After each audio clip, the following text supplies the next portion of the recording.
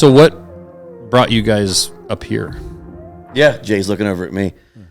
So I work for a nonprofit now, Josh, called Warrior Bonfire Program. Okay. And we take Purple Heart recipients. Okay. And sometimes we actually do spouses on outdoor retreats. And so there were small therapy retreats. The founder's daughter, her name's Elena, she kind of knew we had some feedback like, we need to do one like in Idaho or Montana or something. Right. And so rafting and fly fishing, right, in the outdoors. So she actually was able to get a hold of stuff down in North Fork. Nice. So we stayed at the Rivers Fork Lodge and one day we did rafting, and then Jade and the crew did fly fishing. But yeah, so we had 6 Purple Heart recipients come out, and we all flew out. And Nice. Yeah. Did you have a good time? Oh, yeah. Yeah? Yeah. Did you catch any fish? Oh, yes. Did you? Yes. Oh, yeah. What kind of fish? What is it? Rainbow trout. Rainbow? Trout. Yeah. Yeah? It was good. Did they fight good? One did. There's one good one that I caught that gave me a good fight, but the other ones were kind of just like, all right, I could just pull this into the boat if I really wanted to. Yeah. Had you fly fished before? No, that's my first time. Really? And you didn't end up with did you stick the fly in Dan's ear at all, or try I to wasn't snag on it? the same boat. I didn't, Or yeah, Dan, so- Dan wasn't on the boat. So we only had a certain limited amount, and then I actually had a friend, Cameron, who does media and videography, and so we were videoing. We have a gala in August, so yeah. So I could just envision Dan running along the shore videoing the whole entire. Exactly. We were driving, so we were in Cam's truck, right? No, we did and videoed, and we did it actually even the day they whitewater rafted. Like we put in, and then we're driving down and got all that kind of stuff. That's cool. Yeah. Oh, so you did some whitewater. Yes. Yeah. Did anybody fall out of the boat? Oh, yes. One guy did. Really? Yeah, Jade, right? Yeah, guy Jade. Right towards the end, it was a pretty good. I think the guide afterwards, it was a 3.5 class, like maybe like a 3.5. He was saying, Yeah. and they hit. And Well, there was a washout on that part of the river that made a new, like, what do you call it? rapid. It was. Rapids, they were. yeah. Yeah, they were really. And then Yeah. right when we hit that part, the guy was actually sitting to the left of me. So it was your boat. Yes, on my boat. And then Way to take care of your buddy. I didn't even like. Did you we're shove going him down. out? I'm on the right side of the boat. He's on the left. And we're hitting this hard rapid. And then next thing you know, I see him in the water on the right side of the boat. I'm like, how did that just happen? And it was quick. So Cam actually had his video, and then I actually had a camera and was snapping, and I couldn't even see because I was looking at it like the little The viewfinder. the viewfinder, and I couldn't tell. And they were like, "He fell," and I didn't. And then I saw afterwards, but then we review it. And he like falls out, and Elena again. She was in the water or in the trip, and like you see her face being like just looking like, oh my god, then start laughing. Did you get him back in pretty quick? Yeah. Yeah. He did. Yeah, Dude, water scares me. Why is that? The river will kill your ass and not care about it. you Like, can in a hit. hurry. Yeah, I've done some kayaking, West Texas, the Devil's River. Yeah. Yeah, and you hit some rapids, and you're in this sit on top kayak, so it's easy to spill over. Yeah, and hitting your head. Like I hit like a shin once, but yeah, the water can be. Yeah. Yeah. Yeah. Did you enjoy the white water? Oh, yes. Yeah, You couldn't get me out of the water. Really? I was saying him and Kayla. I was like, he's gonna go home to Kayla and be like, we need to live near a river. Really? So I want to be in the cold water. He was. Yeah. Jay was in the water a lot. Yeah. Yeah. Well, that's cool. The fishing thing, the fly fishing is, you hit the perfect time of year. The waters come down. It's like epic. And you also got really nice weather. It's a bit hot right now. It was hot. Yeah. Not really hot compared to probably Texas or Kansas City, but No, but it was still there though in the sun. Yeah. Some of the guys got on that first day from the whitewater. They got burnt. yeah. So when did you start working for this nonprofit? What's the name of it? Yeah. Warrior Bonfire Program. Okay. It's been around for about 11 years now. Yeah. And again, it's specifically for Purple Heart recipients, and then we do some spouse trips as well. I've been with them about 6 months now. Yeah. Yeah. They're director of communications and just kind of trying to really work in marketing. Just, when you're growing, Right. it just depends on how fast you want to grow and what you want to do. So, yeah. And you guys just trying to take Purple Hearts and do cool experiences, basically, or what's the goal behind the organization? Yeah. So, not really. So, one of our sayings, it's our motto and mission, kind of however you want to look at it. Pain shared is pain divided. Joy shared is joy multiplied. So these aren't just fun. Like, so for like bringing Jay out, right? So Jay is my friend, so I wanted to make sure he got on like this one. We had talked, and I was like, hey, you're a Purple Heart. Let's get you out. I mean, you're a friend of mine, and you know, you deserve it as well. But these aren't just like fun trips. They are fun. Right. It really becomes, and Jay can even talk, like the first night they'll talk about just, hey, what's your story? The Purple Hearts will, right? So like while I've been in combat, I didn't get a Purple Heart. I mean, and Right. no one, we talk about this, no one wants a Purple Heart. Right. Right? Right. But they'll talk about, hey, what our stories are. And then that's when you start finding, like doing the little bit of the bonding. What's your shared story? Right. And then you start going, and we already know, I mean, you guys obviously with like the power of the outdoors, right, is just phenomenal. Archery, right? Like, so I know mine is archery. Yeah. Took it up 5 years ago when Evan got me a bow and started archery. So it's a lot of that. And so now you're doing that like a first night, and then you'll go on, like, so we did the rafting, right, for the first day, and they bond, and then, you know, now we're eating. We always stay in a house, so it's not like people each in the hotel rooms. And so you're in that little group, but we do small groups. So we only, over the 11 years, we've only serviced or supported like 580 some Purple Hearts. Well, there's a lot more Purple Hearts than 580. Right. And so these groups are 4 to 6. Right. So it really gets that way to bond. Did you feel like that was accomplished on this trip? Did you get to know some of those guys and get a chance to bond a bit or come out of it with a couple friends, or Absolutely. Oh, yes. besides the guy in your boat you tried to kill? I didn't do it. The river did. No, but yeah, absolutely. Like, definitely going to keep in touch with some of the guys for sure. Because that's, when it comes to the veteran community, like, just keeping in touch with each other goes a long way. Yeah. Well, one of the guys, like Brad, we had one of them drive down. Brad lives up in Bozeman. Oh, really? He's a ranch hand up there in Bozeman. But it was actually, he was one of the ones so far in the trips. And I know we talked often where he knows. Like, so he knew Montana Knife Company, right? And he knows really? stuff. Yeah, so it's super cool to have that, because sometimes, I mean, while you guys are growing, it was even like BRCC days when someone didn't know BRCC, you're like, I want to choke you out. Yeah. Right. So same thing with you guys, but he knew, like, he knows, and he lives up in Bozeman. And so that was great. And yeah, and I feel like Brad definitely, well, he's in the archery, right? And so that was an instant bond, at least for me too. But like, I know we talked often, and then one of the guys, Jade, right? Jade lives in Northern Virginia and offered up. He has some good amount of property out there. So Yeah, that's cool. Yeah. Yeah, it's as far as people knowing us, that's actually still my favorite part of going to events, and just right. Most people still don't know us, you know, and so it's cool, like, meeting new people and spreading the word about the brand and what right. we're about. And but it's also really cool when you're walking through an airport and you see a hat or a shirt, you know. It's still like just crazy to me. I always walk up and thank people. Yeah. One guy, I walked up to a store. I walked up to him out in eastern Montana in Billings. I was at Shields last year. And I was like, hey, man, thanks for wearing that hat. And he kind of looks at me and he was like, who are you? Yeah. And I was like, well, I own that company, and I just appreciate when people are wearing them. He's like, oh, yeah, I don't know who they are, but my friend just gave me this hat. I thought it was cool. I was like, well, sounds good, man. I don't care. I guess whatever, but as long as you're wearing it, I appreciate it. But it had to have been weird, even like for Evan, for a lot of those years, like seeing your brand walking around when you start something in your basement, or like, you know, when you start something in your garage. Yeah. Well, like Jay said, like, we pulling up, he was there for you, and you were doing it over there, and now you have this whole building over here. Yeah. Yeah. Yeah. Jay was here for our first, we did a veteran event the first year that we were in business. We want to do that again. Actually, it's going to be cool, because when we build this new facility, it's going to leave this facility kind of open to like have events or have cool stuff happen. We can use the old forging shop. But the couple years after that, it got to the point where that little building was just like wedged with shit. There was no way to right. have anything like that. Yeah.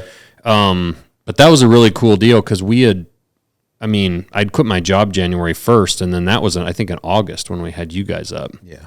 And he should remember, so that he proposed. That was, remember, that's when I proposed to. yeah, down at the river, right? Right. Yeah. Dang, it's a romantic place around here. Yeah, that's right. You guys, you took Kayla down and proposed, and said yes. That was a highlight of that deal. That was pretty cool. Yeah. But and your wife, Dan, your wife actually came to that. Bethany did come. Everybody slept in tents, I think. Yeah. She made a dagger, and I remember I still have the pictures where it had my name on it, and she's forging, he's banging that metal with my name on it. Yeah. We told her just to imagine that it was Dan's face. Oh, that's what she made Just one. hit it with that hit it with that hammer. You have a very forgeable face. We've been married 23 years, so yes, it's very. But yeah. You didn't ever wake up at all with her standing over you with a hammer, did you? No, but she has the dagger in the drawer next to her still. Yeah. Yeah. And then Kayla actually gave me her knife that she forged. That was a gift. Oh, that's cool. Yeah. So Kayla's a badass. Oh yeah. Yep. Kayla's she's awesome. Yes. She's awesome. Something. Yeah. I only say that because I knew her before they were married, and it was because we worked together for BRCC. Right. So I get to say it because I make fun of her all the time. Yeah. Yeah. No, she's great. What Jay, what have you been up to lately? It's been a while since I've seen you. Yeah. It's been a couple of years, I think. I think the last time we ran into each other was Winter Strong. Not this year, but last year. Yeah, 2 years ago, because I wasn't there this year. Yeah. And since then, because I used to live there, I sold that house that I had there, and then we got out of San Antonio, and then we reconsolidated our lives right there in Kansas City. Since then, and just kind of reconsolidated, refocused our lives, and just kind of not start over from scratch, but kind of start over from experience and just kind of see what goes from there. Everything been going good? Yeah. Everything's good. We have a house near where her son lives because her son lives with her dad. A couple blocks down the road, we can support and help in anything that he needs. Sure. When it comes to school, and we've been volunteering and helping other kids in the community too as well that have been a bit troubled. Yeah. And get them out of some things and try to motivate them to be other influences they may have in their lives and try to let them see a different way. Sure. And just been doing some of that and just kind of relaxing too. Yeah, that's cool. For people that don't know, because we did a podcast, didn't we do a podcast with you? That was during that veteran event, wasn't it? Yeah. So that's been 3 years. This is crazy. It's wild. Remind people a little bit about your story, what branch in the military you were in, and kind of talk about your story a little bit. Okay. I was in the Army from 2005 to 2008. I was deployed to Iraq in 06, 07, and I was hit by an IED, EFP, in 2007, 17 years ago, and I lost my leg all the way up to the hip, suffered other wounds and stuff, TBI, PTS, the whole shebang. And you got the whole salad bar. Oh, yeah, the whole salad bar.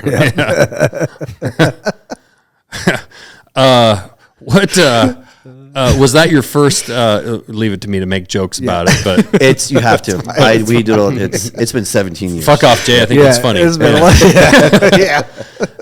What was that your first deployment? Yes. Okay. And how long were you in country when you got hit? 11 months. Okay, so you were probably coming down to the end of your. Yeah, we're nearing the end. So actually, when I got hit is when I was actually on my way out for the 2-week R&R period that everyone gets while they're on deployment. Well, at least the Army. I'm not sure how the other branches work. Yep.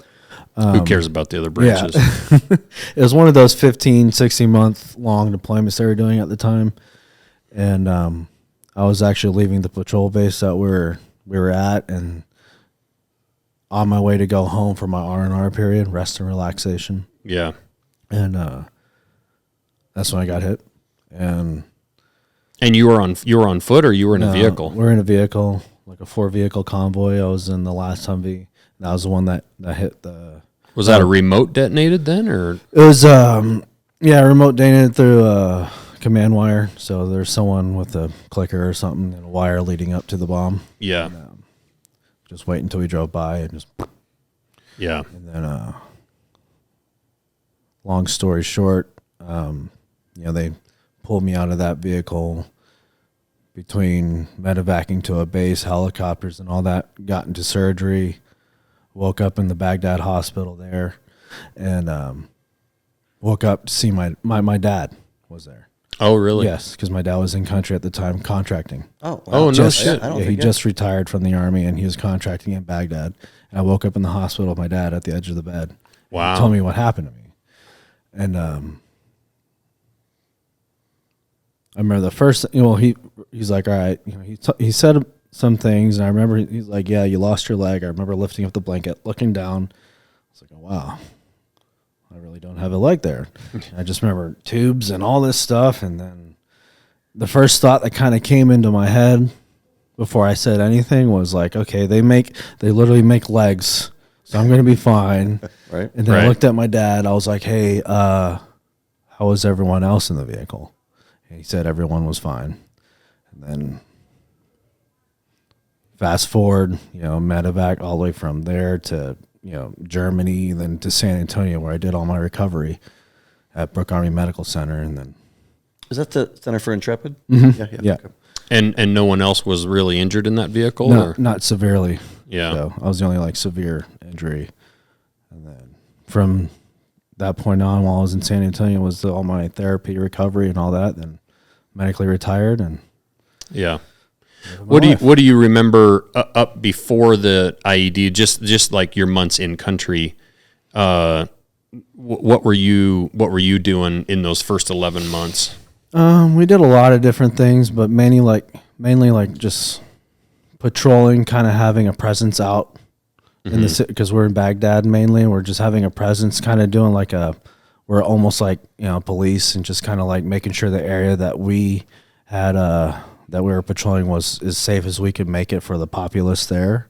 There was a lot going on, so we were just making sure to one tribe wasn't fighting the other tribe, and if there was bad guys, we try to find them and whatever, and just try to keep the area safe. Were you a part of the hearts and minds part? Was that kind of the focus at that time? So there's some of that. We did hearts and minds stuff where we'd go out there, we'd have bags and bags of food, and then we just open up our vehicles and people would line up and we just give them food, literally soccer balls and stuff like that. And then we even had med ops missions where we brought the medical team out. They would give free kind of health care to people that would just show up and try to help them out, just different things like that. Yeah. It's interesting because just had a guy here and we were chatting about Baghdad today and how, relatively functional it is. And how the anti-terrorism task force stuff that they're doing with actual Baghdad, guys, soldiers and whatnot. Just kind of basically how well that's actually relatively well that's going, and how capable they are. They have their own jets, they've got their army. They're, working on, essentially fighting against Iranian backed, militia, Hezbollah type, fighters. But the anti-terrorism task force stuff that they're doing and whatnot. And does it make you feel, unlike the Afghanistan shit show, does it make you feel at least some bit of solace or feel kind of good that at least what you guys contributed, part of what you contributed and everyone else there over the years actually resulted in, at least today, a decent outcome in Iraq versus just Afghanistan, which is a full on lost. Yeah. I mean, I got an opportunity to go back as a wounded soldier to Iraq, 4 or 5 years later, on it was with another organization called Faraday's Troops First, and it was kind of backed by the USO. So there was 8 or 9 of us that went back, and we actually got to fly over the areas that we got hurt at. Wow. And then go have little town hall meetings and meet the troops that were out there now or then, and then talk to them, see how they're doing, kind of see how the country was in that time. It was very safe. They weren't really patrolling or doing too much then, which is a good thing. Mm-hmm. But that was 2010. But I know since we pulled out of there and all that, things have happened in that country that is out of anyone's control. But I know while we were there, we were doing great things for the people there. Mm-hmm. You know, we weren't just there being cowboys and doing right terrible things. We're actually trying to help. Right. You know, at least while we were there. So I do not have any regrets. Mm-hmm. And what happened to me, I don't regret. Mm-hmm. You know, I would do it all over again. Mm-hmm. But we know historically in that part of the world, like, things are going to happen the way they happen. There's nothing that really much anyone can do about it. Right. Yeah, and the good thing with Iraq is, I mean, they were actually relatively functional before we ever went in there. I mean, under Saddam, they had, you know, compared to like Afghanistan. Mm-hmm. Oh yeah. Yes. You know, so it seems as though, you know, unlike Afghanistan, as soon as we left, it just fell in on itself before we could even get off the ground. Where with Iraq, we're still obviously still there in a way, but a much lighter way than we would have to be in like Afghanistan for it to be somewhat functional. But I've always said that even with like the Afghanistan war, it feels like seeds that were, it's like a 20-year plant, right? Hopefully, even though Afghanistan feels like a huge loss and a huge failure, right? With all that blood and treasure that went into that country just basically evaporating over a 7-day period. Right. That one thing that we did for damn near 20 years was show people a little bit, a sliver of what like freedom looked like, right? And kids being able to go to school and, you know, everything that we did. You can't tell me that a bunch of those kids that were 5 years old when we showed up and 25 when we left don't see the stark difference between that 20 years and now this 20 years coming up, right? And it feels like there's still a chance that even some of those people, though it's probably a small chance, there's a chance those people, when they're 40, 45 years old, and a lot of these older people are potentially passing away, that at some point they revolt or they stand up to, you know. It's difficult, Josh. I mean, I showed Jay a picture. I got a picture from when I was in Afghanistan for 2011, and I have about like 3 or 4 kids around me, and I'm showing them my iPod. Yeah. Right? And that's exactly what you're saying. Like, yeah. Here is a U.S. troop, right? And I'm showing them my iPod, and I'm completely nice. I mean, yet in the same token, I had a friend killed there in the exact area a year earlier, right? But it's the but compassion. there's seeds that you were planting right hopefully, there. Yeah, what you're saying. Yeah, I agree with you. Yeah, hopefully. I mean, that's all we can really hope for. Yeah. Who knows if that'll ever come to fruition? But that to your point though, if all we did was provide those kind of experiences for 20 years, that's a really great thing. I mean, it's you know, to give a lot of those kids the chance to go get some schooling, or girls to something, you know, not being raped or whatever. It's just so constant. I mean, so Tyr, right? I mean, so Tyr was just in Iraq, about a year ago, right? Yeah. I mean, yeah. Even less. Yeah. And doing stuff. And it's just. Yeah. No, he was just here. And, and, but it is good to hear stories from him about, at least on the Iraq front, how there's some relative functionality going on there, where it's not just like the Afghanistan thing. I mean, there's, you know, yes, in that country, in that region of the world, never going to be America. Right. I mean, it's not going to be perfect, but, you know, for what you guys did for so many years, you and all your buddies, both of you, there's definitely some good that came out of it for sure. You know, a lot of good. I think, like you were saying, the hearts and minds. You want to think so. I mean, for sure. Like, I mean, yeah. And you even look at like the amount of relationships that were built with the interpreters and a lot of the indigenous people that live there that we became close with, that we relied on. Yeah. It was even cool when I was down at Black Rifle, you know, and you see the Afghanis cleaning the building after work. God, I feel bad that what. You talking about Wally? Yeah. Yeah. Blanked. Yeah. It's something that, you know, some people, you kind of alluded to it with, like, when you guys were over there, it wasn't always just war stuff. and a lot of people would be surprised that, you know, a bunch of these warriors at Black Rifle and these savage, you know, men or whatever, and to find out that actually there's a lot of relationship and love, and so much so that like those people are actually here in the U.S. and like working either friends with these people or working for these companies. Sure. You know, I think that's how, and I won't even go down a rabbit hole for me, but I worked in Baltimore right, as a cop for 7 years. It's the same mentality. Like people don't like police, and you're like, I used to sit on steps, on stoops, and eat my Subway sandwiches to be part of the community. Like and Baltimore's not Afghanistan or Iraq, basically. but it goes to a philosophy of that. Recently. Though. Like, yeah, right. Well, this goes to that what we're talking about. It's just that though. It's like you're there. I was like, you're there. Like I wanted to be a part. Like, you know, if my white ass walks across Baltimore, I might have a better chance walking through Baghdad. But just saying. Yeah. It is pretty dangerous, but yeah. But I mean, it's I hear you, to that part of that core of it. Yeah. Yeah. And we have that in our own country. Yeah. And for sure. In cities like that. Yeah. Yeah. Yeah. Because we talked about Kansas City, same thing. Like there can be that. I keep doing this. Like it's just like that thing. I don't know. It's that core. Yeah. I hear you.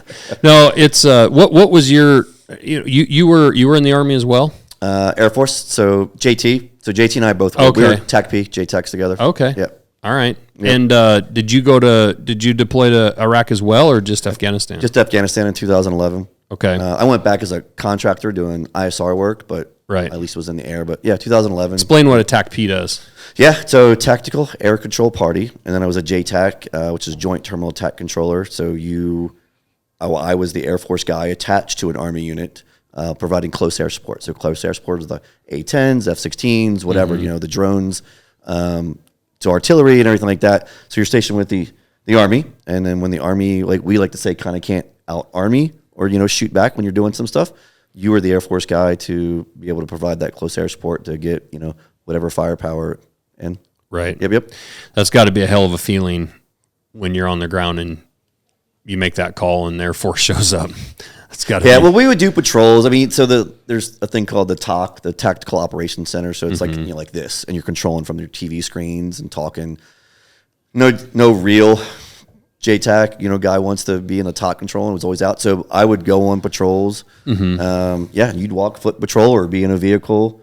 So you're out there with them, but like you're the Air Force guy, but you're so embedded with them. It's not. It's the only way they know you're the Air Force guys. You have all the radios, probably like Jay and I were talking like, or a suppressor and cooler uniforms or newer uniforms, right, and stuff like that. But hair gelled, yeah, right. But other than as soon as something goes down, or when you're back on the fob or the cop, you're hanging out, and not maybe doing all the tasks that everybody else is doing. But anyway, but you're really embedded with them, and it becomes that trust level because you'll be out just with them, and so when something goes down. If you can't get aircraft or do artillery, I'm shooting just like that Army guy that I'm next to is shooting, and that's how what you're trained to do. Yeah.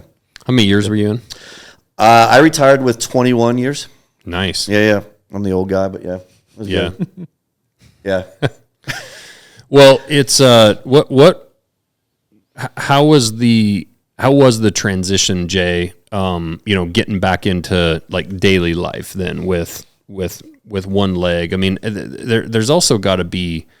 Have you seen a lot of advancements even in the technology and the legs and stuff that you've had over the years? Oh, absolutely. From 17 years ago when I first wore one to now, oh yeah, definitely. Really? Before, like, they didn't really have. They had microprocessor prosthetics then, but the technology wasn't as good as it was then as it is now. There was a demand for it then because of the wars, right? So these prosthetic manufacturing companies were being fed a lot of money at the time to, hey, can you make advancements, because we have a lot of guys and girls coming back without limbs that need to come back to normal daily life, and they need these types of prosthetics, so there was a lot of growth in that industry then. Yep. And from when I first had, like, pretty much I had door hinges as like joints, you know, and then Just WD-40 them once in a while. pretty much, man. And then it became, you know, with a microprocessor, pretty much a computer knee, and then upgrades from there to pretty much what I have now. And right now, this is for me the best, technologically speaking, prosthetic that I can have. Really? Yes. And Josh, he's pretty humble. I'll talk more. He's also all the way up to the hip. Yeah. So not that we're trying to make an amputee against any other, but like that's Well, there's that's a levels lot. for Yeah. sure. I mean, right, obviously, yeah. And that's and we've been known each other for like the past 5 years. Like I'll make fun of his hydraulics. It's very loud, very Terminator loud-esque. But it is. But Yeah, but his mobility. Yeah. Yeah, or even so crutches. So He just makes fun of you for being old. That's exactly that is 100% what happens. But like you know, like again, for this trip, he has some crutches, you know, that he'll use, and he was super mobile. Like I was probably so dad mode, kit glove with him. Like, are you okay? And he was walking up and down, you know, the banks and stuff like that. So yeah. Have you tried leaping over any muddy pits lately? You were going to bring that up, weren't you? Because this is the other one. That's the other one. No, I have PTS from that, and I very gingerly. Yeah, always, Jay's not the only PTS guy here. No. Yeah, And very always, yeah. No, I haven't. That was my claim to fame. we may have to play that over the top of this. This You can. podcast here. Do I have permission? Oh, yes, sir. It's one of the greatest pieces of internet footage ever posted online. It was, I think, number 3 on BRCC's like main IG page that year. Really? Yeah, which is pretty big. Yeah. I would tell you, and that's not even a serious stunt. It's not even going to be serious. I crushed my hamstring on that so bad is that when I came up out of the water, Derek Carver, who's another amputee, was there. Derek and then Jenna. Yeah. Derek and then Jenna ran over to me. My foot was numb for 2 minutes. And immediately, having friends who are amputees, I was like, I'm joining the club. I'm one of you guys. Gone. It's gone. I was scared. And then it took about 2 to 3 minutes, and then the feeling came back. But then I finished. Like, I mean, it's not anything like I finished. But again, I'm like, how can I not? Yeah. Yeah, but that was bad. How painful was that over the next few days? My leg was black and blue. I do testosterone pellets, right? Tell us about how this exactly happened for people that maybe are listening that can't see it. We were doing the Spartan race. So the Spartan race out of San Antonio. So it's a little bit north of San Antonio, the Spartan race. And you get to an obstacle, and there's a little mound, and then there's mud, water pit. And I'm at the top, and I spoke it into existence. Derek Carver again. Derek is over on the side, and he's just happened to be filming with his phone, and he's like, "Dan, what do you think?" And I'm like, I literally said it. I go, "Man, if I don't make it, I'm gonna probably break myself. I'm gonna die." Yeah. And I try to jump, and if we can see, and I do, and I split, and everybody was worried about my groin. Yeah. That actually didn't. It was my hamstring just absorbed 100% of the wham. Yeah. Yeah. And Yeah, that's one leg in the pit, one out of the pit. Water, and it's even everyone. So Jay, Aaron and Archer, they did a one and got like millions of views. Jay did the African Death Dance song. Jay, I might have to get you to send that to me. That might be most of this podcast is playing all the videos that came out of that. Yeah. They did it. I think Heather did one. I did one, or I did use the song, "Hey Ma, look, I made it," and I was like, "Ma, I didn't make it." I'm impressed you survived. Yeah, I was. Yeah, I wouldn't have been 50 yet. It was because I was a couple years ago, so I was in my 40s. It's kind of Jay. Is he like an honorary Purple Heart? Is it like a? He's an honorary something. That's for sure. It was bad. So and I crush it. But I'm at my testosterone doctor. Yeah. And I was just like, because I didn't go to a doctor. I'm not a doctor guy. Yeah. But I'm at with her, and I'm like, "Hey, can you take a look?" And my leg is just my whole leg black and blue. Dude, I bet. What? And I told her, and they're like, and then they look at the videos on IG, and now I have the doctor's office laughing, and I'm like, okay, am I going to be okay? And she's like, I mean, you should probably go to a doctor. Yeah. I didn't know, but I was fine. So you didn't end up going to a doctor? You just, do you think you tore the hamstring? Yeah, I think, I just crushed it. Again, I don't know. I mean, I just, and even like to this day, I don't know if we were talking, like, there'll be times when I'm sleeping, it'll feel tight. Yeah. But I definitely can tell, and so, yeah. Yeah. No, that was amazing. Well, Jay, what was your first reaction when you saw the video? Oh, when I first saw it, I was like, man, I have to edit this and like post something up just to make fun of him. Yeah. Because any opportunity I get to make fun of Dan It's a good one. is a good one. Well, that's how you know you're friends. Yes. And That's a military. That's even this whole trip. If you can't, you have to have thick skin. Yeah, yes, 100%. Yes. So you're working in the nonprofit right now, and then what kind of things do you have? Like more trips coming this summer that you guys are doing, or Yeah, we actually do about 24 to 30 a year. Oh, wow. Yeah, and some will be like I said. So I was throwing spouses. Like we'll have like 4 or 5 that are Purple Heart spouses only. And like so, Jay's trip actually everybody was a newbie. Like they're not. And then some trips we have some alumni only. But a lot of it comes to we then do like leaders. So you have to go like on 2 trips. And then you can become a leader, and you can lead some of the trips. So yeah, we have some more throughout the year. I said because we're only July, so but we do anywhere between 24 and 30 a year. yeah, that's cool. It is. It's pretty. Like I said, it's the outdoors. It really is. It's good for anybody. I don't care what your story is. I mean, man, getting out of the concrete jungle, getting away from humans, Sure, and being in nature. Well, Isaac, it's like we talked. I mean, right? For me, it's the archery. Like I would sit here and tell you, like I would spend an hour just talking to you. Obviously, I mean about archery and just even walking in. It was funny though. He showed us all the bows hanging in the break room. Yeah, and that. Yeah, and like taking Isaac on that hunt of just getting out in nature, him seeing those sunsets, sunrises. A lot of time to just kind of think and get away from the busyness of life. It's just. I don't know. It's healing for anybody, no matter what your story is. And it doesn't, and right, it doesn't have to be trauma. Because I know we know all Isaac's story, but he's again someone very way deserving, just like Jay is someone like that, too. But there's other people who don't maybe have too much bad stuff, but it's just it just becomes Well, just a reset, even if it's just away from your job and bills and just getting out in nature and it's awesome. Jay, I've been curious about this. We've talked about this a little bit lately with just a few of my friends that are veterans, either active or veterans.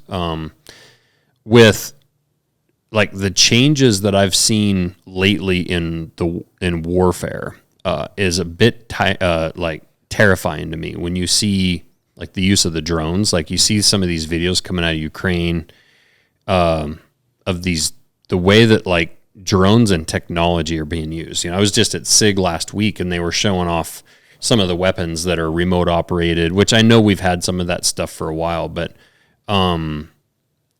becoming less and less of like it's actually weird. Like the Ukraine war, there's so much that's like we've gone back in time 100 years, like World War I, like trench warfare, like from 4 feet from each other.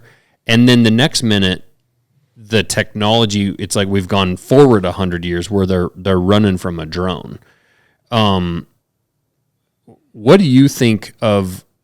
And it seems like the more it becomes a video game, it seems like our leaders are more willing to just put our people in those situations. What are you seeing with like the way that warfare has changed, even from when you were there to today? Well, because when I was more of conventional warfare, and that's different than that type of warfare. That's boots on ground. You're going against the enemy, whoever that is, and with this type of warfare that I've been kind of saying. I mean, honestly, I haven't been keeping up with a lot of that stuff over the last year or so, but I still hear about it. But my take on all that is, if we ever do have to go back to a war again like Iraq or Afghanistan, and they do implement that type of warfare, I wouldn't be completely against it. That's less actual personnel, troops, and boots on ground that could possibly get hurt. Right. But then, I'm a lot of the things that we've always done and that we're kind of still doing from what I know when I was still kind of in the mix of things, is the unconventional side of warfare. Because that has a longer lasting effect on these countries or wherever we're trying to help or do whatever there. And I see that as a more of a positive than a negative.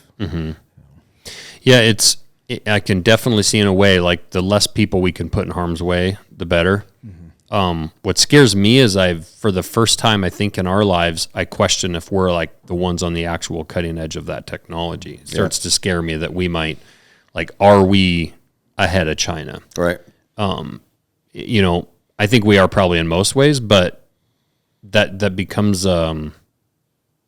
it's becoming more and more of a question of the technology front of like, man, what if we find ourselves in a situation where we're actually at a deficit in the battle space from a technology front? It's crazy. Yeah. For me, I don't know. Like I was with Jay, like, because I was saying with like the boots on the ground, and I think even with technology, like you can help. And I say us, right? You can help the ground pounder, but eventually it's still going to come down to street, door to door, right? Yeah, and you're going to need that. And you still have to put somebody in there. Yep, you do. Yeah, it's interesting with where things are today, of just how eager it seems like we are to rush into all these different countries all the time. Right.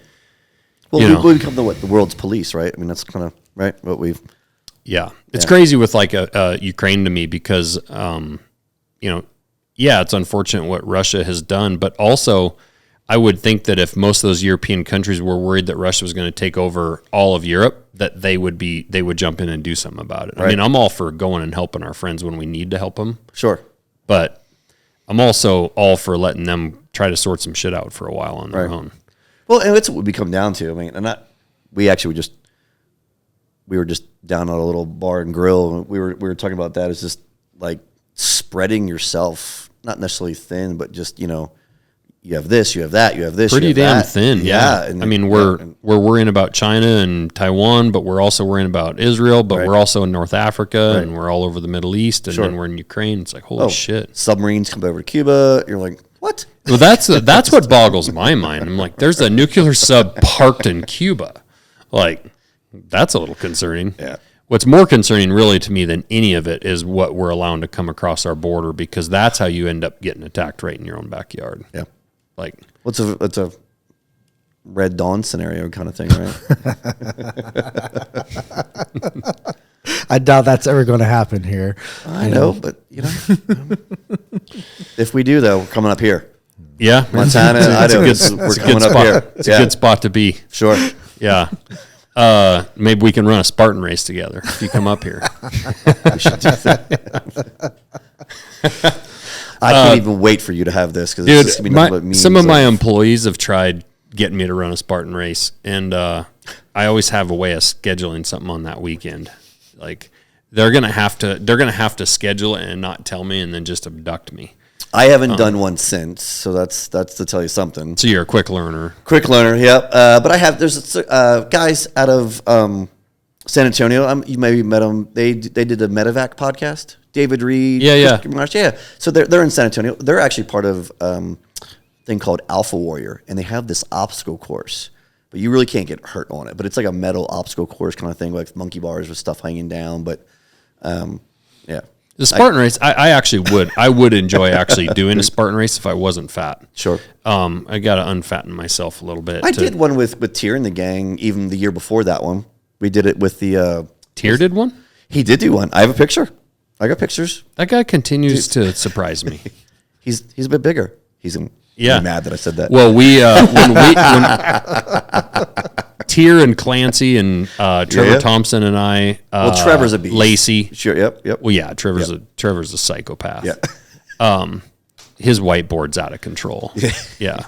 I'm like, do you hate yourself? Like, why do you do that to yourself? But we went to Idaho, and those guys went on an insane stalk. Trevor and I were on top of a mountain hunting together, and there was some elk on another mountain that they radioed up to us, and they were like, hey, there's these elk up here.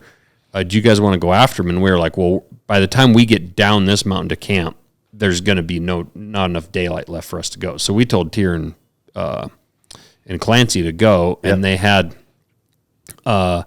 this dude with them that's basically a guide. Sure. And I think he's mostly goat. Right. Like he's part human and mostly goat.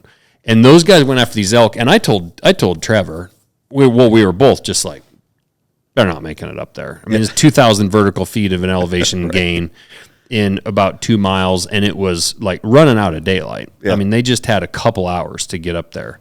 And I was like, Tier's fat ass is not making it up there. And we start watching them ascend this mountain. Trevor and I are kind of coming down our mountain, but we can look across the valley and see them going up. Yeah, yeah.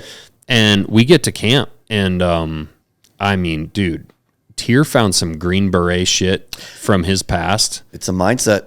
I'm telling you, there was some untapped well, because the day before Trevor shot a bull and Tier and I were together. Yeah.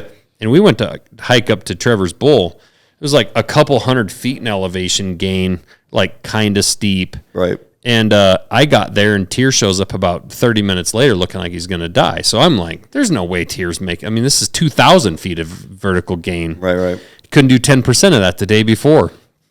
And I don't know, he opened up his little Green Beret magic, like little box that he carries, and took some Green Beret shot. And he might have had that. That could be a thing. It might be like, yeah. Anyway, they get all the way to the top. Sure. And Clancy took a shot. It was just a couple 100 yards, but I think made kind of a poor shot or something. It was right at dusk. Tier was pissed because Tier was only like 100 yards behind Clancy, and had Clancy just waited for his buddy, kind of like you kicking your friend out of the boat. If he'd have just waited for his buddy for like 2 minutes, Tier would have been there, and they could have shot together. Sure, right. 2 elk. Yeah. So Tier basically hiked that entire mountain and was like 12 seconds shy of killing an elk. Anyway, they looked for the elk, but they radio down. By now it's dark. They radio down to camp, and they're like, because I was telling Trevor, I'm like, well, I'm sure they'll probably spend the night up there and look for that bull, probably just make camp and look for it in the morning. Right. And then about that time, they radio down, and they're like, yeah, we didn't bring any water or sleeping. Like, basically, we don't have a pack. We have no matches. We have no sleeping pad. We have nothing to survive the night up here. Right. So we're going to have to come back to camp and come back up here in the morning. And I was like, oh, my God, I could not believe. But they just took off after those elk and didn't have the shit to stay up there. But by the time Tier showed back up at camp at about midnight or 1 in the morning, he just peels his shirt off as he walks into camp, and he just sits down next to the fire, and he's just steaming. Yeah, I bet. And I was like, dude, I got ultimate respect for you, because I thought there was no way. I told him, like, I was betting against you the entire time. I would have lost all my money. Yeah. But we did. Yeah, we did a Spartan race. Yeah, but Tier's got it. Yeah. And Clancy's he's also a beast, too. Mike is just, Well, and it broke him in half, too, because it was a hell of a hike. But, yeah, Clancy's a freaking physical specimen. Yeah. Handsome man. Yeah, he's beautiful. Like Jay. Yeah. Thanks. But taller. Yeah. Clancy's a good dude, and he's a freaking animal. He is. Yep. No. Mike. Yeah, for sure. I heard girls like him. I don't. Kate, if we've had this on there, I would tell you, Kate Hafer. Kate. Still loves him. Yeah. Yeah. Evan would always I don't blame her. Yeah. Yeah. Who wouldn't? Right. I'm gonna get a phone call. Yeah, well, I mean, she's married to a midget. I mean, like a midget logger from Idaho. Right. Yeah, that likes coffee. Yeah, I mean, if you have Evan to choose from or Mike, I mean, the genetics for your children, everything about it is going to be better. No brainer. Yeah. No brainer. No brainer. Yeah. Yeah. I mean, if you were a rancher and you're choosing like what bull to breed your cows to, right? It's Clancy or it's Evan. Sure. You going with Clancy? I feel like Evan. If we would go down a rabbit hole. 'Cause I was trying to picture if they both were cattle, what would they look like? And for me, Evan would be one of those really furry, cute ones. Yeah. What is that? What's the God? Yeah, I don't know. Yeah. I know which ones you're talking about. The Highland, Sure, yeah. The Highland cattle. I think Clancy Highland would just be some kind of Wagyu. Yeah, stud definitely looking huge. Yeah, for sure. Yeah. Like one that they show at a steer show Yeah. with like its tail all done up nice, like a nice little ball on it. yeah, Yeah, for sure. With like a fancy show halter. right. How you doing, Jay? Right. I'm doing great. Doing great. Sorry, we got off on a Yeah. track. Well, a lot of edits. No, Yeah, we don't edit this shit. Yeah, nobody listens to it anyway. It doesn't matter. I do. I see you guys on LinkedIn. You do? You'll have that one person. It's usually me, who's liking a lot of it. That's awesome. Yep. Yeah. No, it's been wild how many people actually come up to me and they're like, they listen to the podcast. And I'm like, no shit. Yeah. Yeah. So you're the one. Yeah. That's cool. It's great for your growth, though. Like I said, you know it. I mean, Well, the best part of what we get to do, the best part, I mean, when I met Jay, I'd had this, I mean, we had literally been in business for, 6 months, Yeah. basically 8 months. Had you and I met before the veterans event, or did I just reach out to you and invite you? No. Did we I maybe meet at Attack? yeah. So the first one we did Yes. in I Salt think. Lake. I think in 2020, COVID year. Yes. Yes. That's when I used to ask you. as a Actually, company no, for probably, free and it stuff. was probably 20 because that was in August, and TAC would have happened that year, like in July or whatever. So I probably saw you at Attack right before that. But yeah, what I was going to say is the best part of like having this brand and doing what we get to do is the people we get to meet. I mean, I'm a people person. Oh, yeah. It's going to these TACs, going to these different events and meeting people. It's going to Winter Strong. It's a cool community for sure. Well, you got the team out now in the tax. Yeah. Great year for you. I mean, yeah. Yeah, this was the first year that we did every single TAC on the tour. Yeah. I saw the team up in Oklahoma and then the Texas one. Were they sober and They were great. They were great. were they good? Yeah, they were good. Yeah. We have, I think as you guys can probably tell walking around downstairs, we have a really cool group of young people. It was? Yeah. I mean, yeah. Again, when we drove in and we saw all the cars, Yeah. right? It goes back to even an early BRCC days. Like I was employee like 100-ish or something. Yeah. And so for you, like you said, being where you're at. Yeah. Yeah. Yeah. And we tell people it's cool because even though we've had all this growth, we're still making knives in my backyard. Yeah. Like we're still small. We still like this new building that we're trying to build. I'm not totally sure if we're going to be able to start it this fall or if we'll start it next spring, but we at least got the land. But I tell people there's going to be a day where we're in that building and we've got a bunch of new employees and you're going to be telling stories about like what it was like in that building out on Josh's, Josh's backyard and his pasture. Right. Yep. And, a lot of these employees got to see the building of this and move into this building. Yep. But I'm like, it probably feels to a lot of them, like some of them maybe came along late and we've grown and we're a little bit bigger. But I said, in 5 years, you're going to look back and you'll be like, man, I was like in early. Sure. Right. And shit was a lot different. Right. And we went from, like I said, even when I tell that story, and then we went to 800 or 900. So again, like you said, like imagine these crew it's being insane. like, oh, I'm employee 60. And all of a sudden now you're in employee the 200. hundreds. Yeah. Yeah. It's pretty amazing. It is. Super happy for you. I mean, it's phenomenal. Like it's just, yeah. I appreciate it. Well, the whole USA thing, like Yeah. building here and It's like this weekend we went, Tier actually came up and we went to a rodeo in Drummond. Okay. And even just being able to see like I don't know, it probably sounds corny, but like we sponsored that rodeo. Okay. And you show up and our logo's on the bucking chute and there's a flag and then you hear them talking about it. And thing is when we pay that $1,500 or $2,000 or whatever to sponsor a rodeo, like that really matters in a tiny town. Sure. Like that's a really small town Right. of just ranchers and farmers. Right. And huge national brands aren't going to sponsor a rodeo locally. And that's what we say, like the whole, like when people, the other thing I did here last month was go tour some of our supply chain businesses out on the East Coast. Yeah. And I was telling our employees when I got home, when a customer buys a knife, it's not just people within this building that end up with that money in their bank account. Right. It's literally from people rolling, smelting the steel to rolling the steel, lasering the people who make the handle material, the people who literally turn the screws. Yeah. That $300 knife gets spread out across 8 or 9 states and literally a couple hundred people. Sure. Yeah. Because you're building a community. I mean, you're building knives, but it becomes that community. And that's what that's what I'm thinking. Like when you're doing the sponsoring the rodeo, you're helping that rodeo because that rodeo needs a sponsor to put it on.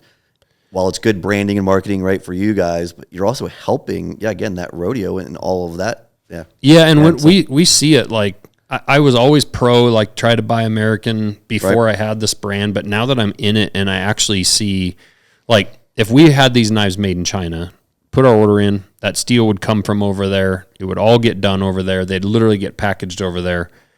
And the first time that it hit America, it would probably be a port and a trucking company that would benefit from that. Right. And then when we sold them, it would basically be a few fulfillment people and the taxes we pay. Right.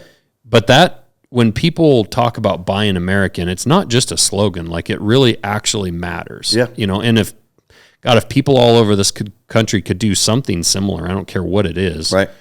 Man, it matters. It really matters a lot. It is not. And Josh, I mean, not because I'm sitting here with you, but like literally given that tour, like from the Kydex holster to the sharpening, right, and to the tying of the lanyards, on the handle, like that whole crew that's down there, like that's here, in Montana doing it, right, yeah, it's cool, and it's cool, and it's also showed that like you can start, Evan, honestly, what they did at Black Rifle was a huge motivation for me because you did just take basically an average dude from an average upbringing in Idaho. Sure, right. Nothing, not trying to shit on Evan, but like, right, because Lewiston, right? I think he grew up in Lewiston. Yeah, just a regular guy in a regular town from a family, dad, blue collar dad and whatnot. Yes, he went in the military, did his thing. Evan did, but to build a giant national brand that literally goes public on Wall Street and hangs a rifle from a building on freaking Wall Street, right? To do that out of a tiny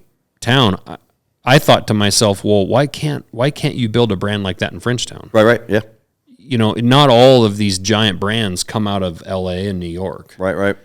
So if someone lives in freaking Oshkosh, Wisconsin, they can also start and build a big national brand. Right. Not that we're that big yet, but like we're trying to get there. Yeah. It's pretty cool. Oh, it's phenomenal. Yeah. Well, we got to let you guys get to the airport. You got anything else coming up cool this summer or anything you're looking forward to, Jay? Yeah, honestly, are you going to be at any events or there's no plans for anything other than we got some personal stuff that we're dealing with back home right now. First set us on priority list, on top of the priority list, and I wasn't sure if you wanted to talk about that at all. Or I mean, I don't mind, and my wife won't mind either. She just got diagnosed with breast cancer. Yeah, and had double mastectomy done and recovering from all that. And then also my father, stage 4 cancer, and the treatment's not working, and so gonna go see him and see what's going on with all that here soon. And yeah, sorry to hear that. I actually didn't know about that, but I mean, obviously knew about Kayla. I wasn't sure if I should bring it up or not, but we obviously know it's not like cancer's not something that's way too prevalent in our society, but I sure, I mean, if anybody's going to kick cancer's ass, it's your wife. She's a freaking badass. So but I hate to see her have to go through that, but, yeah, like I say, she's a tough chick. Oh yeah. That's for sure. Yeah, she's awesome. But no, we wish her the best. We love her and wish your dad the best. And yeah, it's tough. We got cancer kind of going on in our family a little bit as well. So it's it seems like everybody's it dealing creeps with in, that. Yeah, it's crazy. But well, guys, appreciate you coming by. Yeah. I know. Thanks, Josh. This was awesome. We kind of popped this one in late. You got to get to the airport. But what time are you flying out? 5:25. So. Oh yeah, that's going to be about perfect. Yep. Yeah, you're about 10 minutes from the airport, so we better get you out. Okay. Where can people find both of you guys, Dan? I always make LinkedIn and Instagram. I'm nobody, but again, I would just Warrior Bonfire Program. Super great nonprofit for Purple Hearts. Yeah. I mean, again, we're on all the platforms from that. Yeah. Well, people look that up. Yeah. Jay? Instagram. I mean, all the platforms really, but Instagram's my bigger one. It's Jaylimp, JAYLIMP. Awesome. Okay. Yeah. Well, appreciate you guys. Thanks, Josh. Yeah. Thanks a lot. Yeah. Thank you.